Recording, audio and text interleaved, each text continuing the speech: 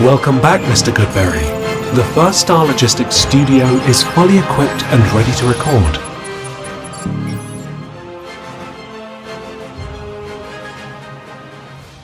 And we've got a very, very important special guest today. None other than Joe Goodberry. In my mind, for my money, as good a football analyst as there is. He can break it down. I mean, he does an unbelievable job breaking down the tape, player analysis. It's incredible. And also a huge Bengals fan. And Joe, you're going to be part of our First Star Media Group, which is going to be the new home for everything Bengals, man. Bengals content extraordinaire. And I know you're a Bengals fan as well. First of all, welcome to the show, my man. Thank you. Secondly, why the Bengals? How'd you become such a Bengals fan, Joe? Yeah, because I am in Western New York. Yeah. I don't really have a good reason or good story. I used to watch a lot of NFL films when I was really young. And you remember the week before the Super Bowl, they would play all the old Super Bowls again. So I don't remember the 89 Joe Robbie Stadium Bengals coming out of the tunnel, but that is my first memory of football. And I was probably at 5, 6, 7 watching NFL films. So it probably wasn't live at the time when it happened because I was born in 87. So I wasn't 2 years old remembering this. No way. But I do remember that as my first football thought and thinking, man, those helmets are beautiful. And I stuck with it. Like, there's a lot of hard times here trying to get some Bengals coverage and footage and games. But, by the time I was a teenager, the early 2000s, Marvin Lewis era, they were very popular and they were on all the time. And Sunday Ticket was available. And it really wasn't an issue to be 7.5 hours away. It's funny. I remember when we got the striped helmets, Paul Brown, I asked him, I said, why this dramatic change? I mean, went from a very, very mundane Bengals letter logo, box lettering on an orange helmet to this tiger stripes, and he said, for the very reason you're describing, we wanted something that would pop, and people take notice of the Cincinnati Bengals. The very first year we wore those striped helmets was 1981. We went to the Super Bowl. So I guess Paul Brown, that guy, as everybody knows, he was something special. There's no question about it. But those helmets were huge. That's how you knew the 2021 team was going back to the Super Bowl after they changed their uniforms as well. It's just you should probably do that every so often and regain some spark. No question. So the First Star Media Group has its own YouTube channel. And on that YouTube channel is going to be Bengals on the Brain, which is the brain of Joe Goodberry. Tell us what Bengals on the Brain, what does it encompass? What does it involve? Well, pretty much everything. I've been covering or analyzing and cutting up clips, film, going over anything that pops in your brain in terms of the Bengals for over 14 years now. Wow. And the YouTube show's only been for the last year, and then First Star recruited me. Everything they do was big and extra, and they knew they could take it to level 100. So I knew right away that they'd be a great fit to join them and get on this team. So what you can expect is film analysis and breakdowns. It'll be mostly player evaluation, some X's and O's. We'll take maybe a data point or some new analytics that maybe we don't fully understand. We'll dive in and see what it looks like and match the tape up to it and say, okay, what does this look like? They're saying that the Bengals run too often on second and long. So let's go look at the tape and the scenarios and actually see, is it warranted or how is it affecting their third downs? We'll look at salary cap. We'll look at the draft when it comes around. Everything and anything that's Bengals that you could possibly be interested in, even things you don't know you're interested in yet, we'll cover it. Man, how many hours do you put in on a daily basis, working like you do here? Well, like I said, it's Bengals on the Brain for a reason. It's because the brain never shuts off. There's always a point. There's always a section of the brain that's thinking of something, whether it's writing an article while I'm doing other work, while I'm watching the kids play softball or doing whatever they're doing. There's always content churning here. And I'll listen to other teams. I'll watch other teams. And because a lot of times I'll take what they're doing and say, how does that apply to the Bengals? Are they doing this? Are they blitzing this much? Are they dropping into cover 2 this much? Are they allocating resources to the tight end position as much as this team? And I'll try and see how I can fit it into the Bengals sphere or bubble. And it's pretty successful to do that and try and look at things from outside the box. So you're an equal opportunity guy in terms of proving a theory and disproving. I mean, you basically take your tape, break it down, and it's like, here's the real deal. I mean, here's what I saw on this tape. Here's the breakdown. Here's what we're talking about, folks.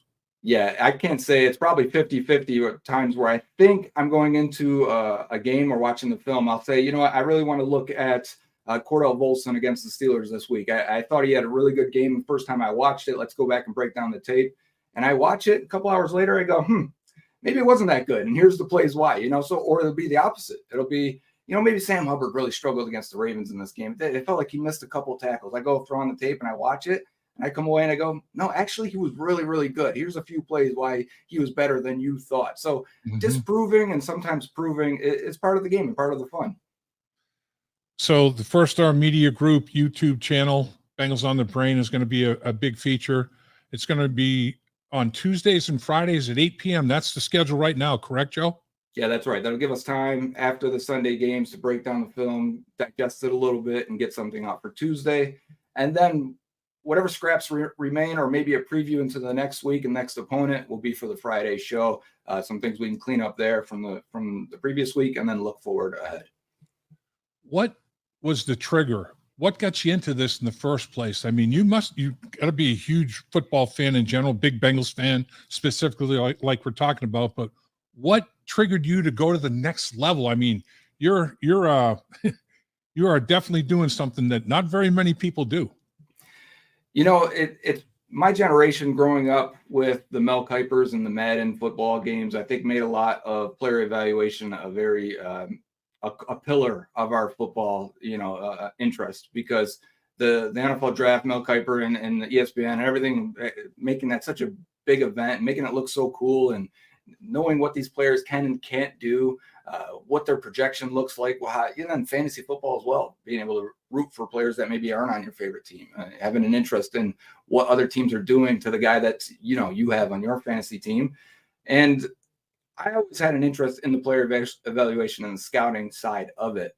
And I remember, like I said, 14 years ago, there was a website, Cincy Jungle. It's still around. It's an SB Nation blog. And you could write comments and fan posts on the side. And sometimes they promote them into the front page. And I was writing scouting reports on players coming out of the draft at that time. And this is, it's a long time ago. And people liked it. And they said, hey, what do you think about this linebacker then? Or what do you think about this defensive tackle? So I'd go and I'd watch and I'd write it up. And it kind of ballooned from there. I kind of caught fire on Twitter when it was taken off. You remember around the 2009 season when the Bengals were on Hard Knocks, and it was Chad Johnson like, hey, Twitter is cool. And everything he did, I wanted to do at the time. So I jumped on there, and Twitter ended up being a really good place to get your ideas out, bounce ideas off of each other, talk to coaches, scouts, players. I mean, it's a great way to connect to people. And sometimes I'm wrong on something, and next thing you know, I have in my DMs, a coach said, hey, actually, it was this guy who missed the blitz pickup. And I'm like, thanks. And then we'll end up having a whole conversation about, how that's supposed to happen. And it's a great way to evolve and keep your game sharp. And so that's what got me into it and kept me into it. So you've got this 2023 player evaluation booklet. I mean, to me, I've seen it looks like a training camp Bible. I mean, preseason player evaluation preview extraordinaire. Talk about it. What was the brainchild there? I mean, why did you decide to do that, and what can people learn from it? What can people expect to get out of it? Talk about it a little bit, Joe. Yeah, so player evaluation and scouting is, like I said, one of my pillars in football. And probably about 10 years ago, I started I learned a scouting program. There's reading on them, doing some classes, and you can do like an 8-point grading or a 10-point grading system. So I absorbed this and made it my own. I made it a 10-point grading system. So each position has its own 10 categories, but each category has a subcategory. Like arm strength isn't just how far you can throw the ball, right? It's your velocity. It's the spin on the ball. Can you throw from other platforms? Can you throw off balance? Can you make accurate throws at all levels of the field? There's more that goes into arm strength than just chucking it downfield. And then because I'm Bengals focused, I looked at it like, well, what do the Bengals really like in a defensive end? For a while there, they really loved length. Give them all the 6'6", 6'7" guys. So in the 10-point scale, I said, okay, length and size should be turned up a little bit. Shouldn't be worth the same as a guy maybe as in terms of tackling or in terms of physicality or versatility. They're going to keep the guy at right end. They're not going to move him around. So they don't really care about versatility that much. I'll turn that down. So it was a process of reforming this over a few years. And I started about 10 years ago. So I've had grades on these guys for the last 10 years. And it's when I pitched it to First Star, I said, hey, I've got scouting reports and grades on most of these guys. If we could get into a book form, I think it could be something like the drugstore list, if you remember that, or Sure. these pre-draft reports that come out. Dane Brugler's The Beast comes out, and it's got all this information, and it's got scouting reports, has strengths and weaknesses of every player, what you can expect, projections for statistics for this year, and I think you can use that for your fantasy if you don't want to end up drafting Chase Brown too high. Maybe, all right, we could bring our expectations back down a little bit, and you can find him as a late round steal. So it'll be all that in there. It's almost 100 pages. And I think it'll be worth your time. Yeah. It's how long did it take you to put that together, Joe? I mean, do you have any ideas? Like you said, I think I saw it's like 93, 96 pages of unbelievable information, man. It's chock full. Well, it's hard to keep count. I honestly don't, punch in, punch out and keep a time clock for that Right. stuff. It's watching the games, reviewing the film, writing reports, doing the Bengals on the Brain. You start to have the scouting report of a player you maybe covered 3 or 4 times, in a film piece. Then you match it up with some of the analytics, the data, maybe match it up with what PFF says, or talk to other people that maybe you're like, hey, what do you think of this guy? Do you think, he could take this step into this role if he had to, Fakeem Davis-Gaither there to step into the starting role at linebacker? What do you think he would do? What do you think his strengths and weaknesses would do? So I bounce that ideas off of what I think, what I've seen, and then, talk to other people and try and get an idea for what he can and can't do. So I would say a lot of hours to answer your question, Dave. I bet. Well, you mentioned you're in Buffalo, but you're going to be coming to Cincinnati for training camp. You're coming, what is it, August 6th to August 10th, spending some time at training camp. What's the objective there? Get a look at the team, right? See what they're doing, see what they're working on. Maybe new roles. Is Travion Williams the third down back? How is he looking pass protection? Aforementioned Chase Brown, can he take that role? What are they doing differently this year in order to combat what I think defenses are going to use against the Bengals? I think what the Ravens did in the wild card game is going to be what teams are going to try and mimic. And how do you combat that? Are we going to see more play action, more RPOs? Are we going to see the Bengals try to create more vertical outside shots the way they did in 2021? And that was really taken away from them last year. So there's a lot to look at. I love training camp. I love preseason. I think evaluating not just the top 55 guys, but the other 30 is a worthwhile experience. I agree with you. I mean, the thing I like about training camp from, even OTAs and minicamp stuff, people like, that's so boring. The formation of the football team is very interesting, man. And it's different, every year. Sometimes there's a big transformation. Sometimes there's minor tweaks here and there. I mean, from a roster standpoint, from a 53-man, potential 53-man standpoint, the Bengals are going to be in pretty good shape in terms of the rest of the NFL. Do you think they're top 5 team in terms of personnel, top to bottom in the 53-man roster, Joe, or is that aggressive? No, I think you're right. I think the only other time this roster's been this strong was entering the 2015 year, where I thought they had a top 3 roster that year. And obviously Andy Dalton gets hurt. They didn't get to really explore how far that team would have went.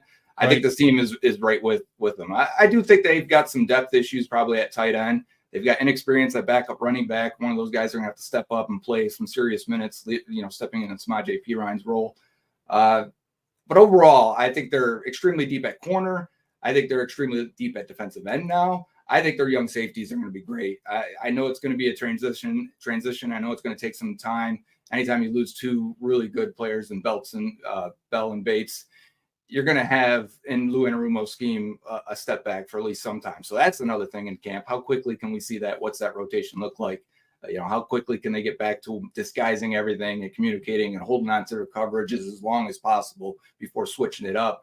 Those safeties got some big shoes to fill, but I'm excited about it. And I think they're deep again, and maybe as strong as they've been since that 2015 team on the offensive line, which may be the key to the entire thing. Couldn't agree with you more, Joe. Appreciate you spending time with us, and real excited about you joining First Star Media Group. That's going to be awesome, man. Look forward to working with you, Joe. Appreciate your time, sir. Thanks for having me on, Dave.